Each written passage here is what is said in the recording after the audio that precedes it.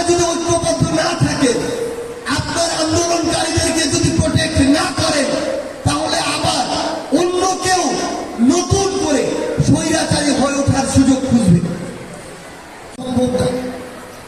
অনেকে জনগণের টাকা শত শত কোটি টাকা লুটপাট করেছে, শরীরে হাড় 206টা, কানাডায় বাড়ি বানিয়েছে 360টা। কিন্তু এই লোকগুলো এখন জেলে ঘানি কাটছে তাদের অন্যায় অপকর্মের জন্য। মানুষ তাদের দেখলে ছিছি করে। তো আমরা আমাদের এই জীবদ্দশায় যা পেয়েছি আমাদের কল্পনার বাইরে। কিন্তু আমরা একটা জিনিস দেখলাম, আমরা বলছি না যে 6 মাস পেরিয়ে গেল আমরা আমাদের প্রত্যাশিত সংস্কার দেখছি না, আসলেই দেখছি না। কিন্তু সবচেয়ে বড় কথাটা হচ্ছে, এটা কোনোদিন একটা অন্তর্বর্তীকালীন সরকার বা নির্বাচিত সরকারও কখনো করতে পারবে না, যদি না আমরা যারা সাধারণ জনগণ আছি আমরা সহযোগিতা না করি। কারণ এই অল্প সময়ে মানে জনগণকে, সাধারণ আমজনতা তাদের বিশাল একটা অংশকে শুধুমাত্র ব্যক্তি স্বার্থের জন্য যে লেভেলের তোষামতি করতে দেখলাম, এটা আমাদের জন্য লজ্জাজনক। নিজের একটা প্রমোশন, ভালো জায়গায় ট্রান্সফার, ভালো একটা ফ্যাসিলিটি পাওয়া, এটার জন্য যত রকমের তোষামতি করা যায় তাই করে। তো জনগণকে ব্যক্তিগত জায়গা থেকে ঠিক হতে হবে। রাজনৈতিক দলগুলো তারা এটা চিন্তা করে না কোন মানুষটাকে আমি চেয়ারে বসলে দেশের ভালো হবে, তারা তার আগে এটা চিন্তা করে যে মানুষটাকে চেয়ারে বসাচ্ছি সে আমার ম্যান কিনা। তো এই যে মাইন্ডের রাজনীতি, এটা থেকে বের হয়ে এসে কে জনগণের ম্যান কে দেশের ম্যান, এটা রাজনীতি করতে হবে রাজনৈতিক দলগুলোকে। এবং স্টুডেন্টদের অ্যাক্টিভ পার্টিসিপেশন না থাকতো কোনোদিন এই অভ্যুত্থান সফল হতো না। এখন সবচেয়ে গুরুত্বপূর্ণ বিষয় যেটা হচ্ছে, এই অভ্যুত্থান পরবর্তী সময়ে আমরা কখনোই বলবো না যে সকল স্টুডেন্ট এখনো রাজপথে থাকুক, পড়ার টেবিলে ফিরে না যাক। কিন্তু সবচেয়ে গুরুত্বপূর্ণ বিষয় হচ্ছে, যাদের সক্রিয় অংশগ্রহণে অভ্যুত্থান সফল হয়েছে এবং যাদের সক্রিয় অংশগ্রহণ না থাকলে অভ্যুত্থান সফল হতো না, এখনো তাদের একটা সক্রিয় অংশগ্রহণ প্রয়োজন। সেটা রাজপথে নয়, কিন্তু অন্যভাবে। এই অভ্যুত্থান পরবর্তী সময়ে আপনাদের জায়গা থেকে আমি একটু উত্তর চাই। এখন কি চাঁদাবাজি হচ্ছে কিনা? সিন্ডিকেট চলছে কিনা? ক্ষমতার অপব্যবহার হচ্ছে কিনা? ক্যাম্পাসগুলো, এইগুলোকে আমরা চাই।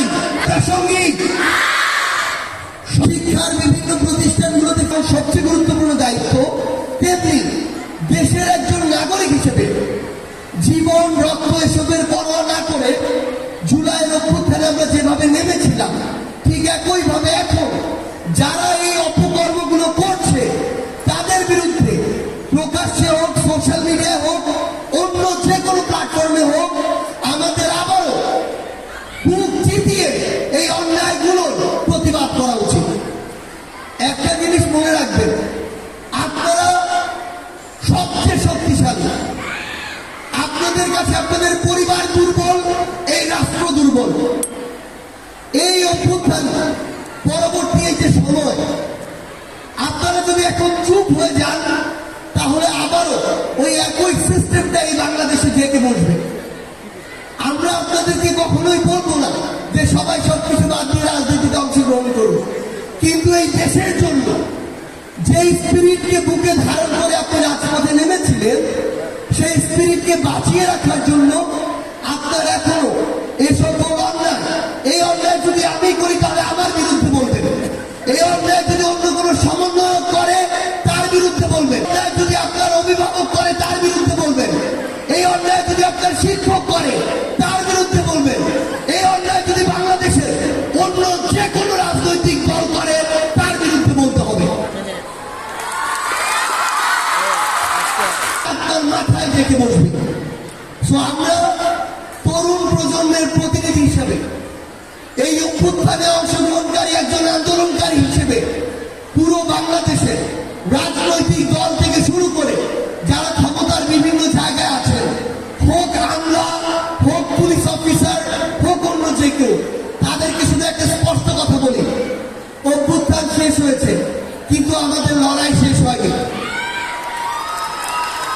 অভ্যুত্থান পরবর্তী সময়ে যে কেউ যে কোনো জায়গায় যে কোনো চেয়ারে বসে যদি বিন্দুমাত্র চিন্তা করে যে আবার এই দেশটাকে গলা চেপে ধরার স্পর্ধা দেখাবেন, তাহলে যেই হাত দিয়ে আপনি গলা চেপে ধরতে চাইবেন ওই হাত আমরা তরুণ প্রজন্ম ঐক্যবদ্ধভাবে ভেঙে ফেলব।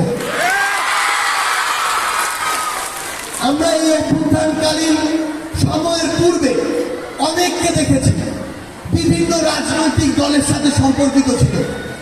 আমরা অনেককে দেখেছি বিভিন্ন জন বিভিন্ন মতাদর্শের ছিল, কিন্তু এই অভ্যুত্থানকালীন সময়টা হচ্ছে একটা লিটমাস টেস্ট। যারা এই অভ্যুত্থানে এই আন্দোলনে সক্রিয় অংশগ্রহণ করেছে, খুনি হাসিনার বিরুদ্ধে স্লোগান দিয়েছে, স্বৈরাচার পতনে রাজপথে থেকেছে, তারা সকলে আমাদের সহযোদ্ধা। এই লিটমাস টেস্টে যারা নিজেকে এই পরীক্ষায় উত্তীর্ণ করেছে তারা আগামীর বাংলাদেশে আমাদের সহযোদ্ধা। কিন্তু সবচেয়ে গুরুত্বপূর্ণ বিষয় হচ্ছে আমরা এখন দেখতে পাচ্ছি অনেকেই এই ক্ষমতার লোভ সামলাতে পারে না, অনেকেই টাকার লোভ সামলাতে পারে না।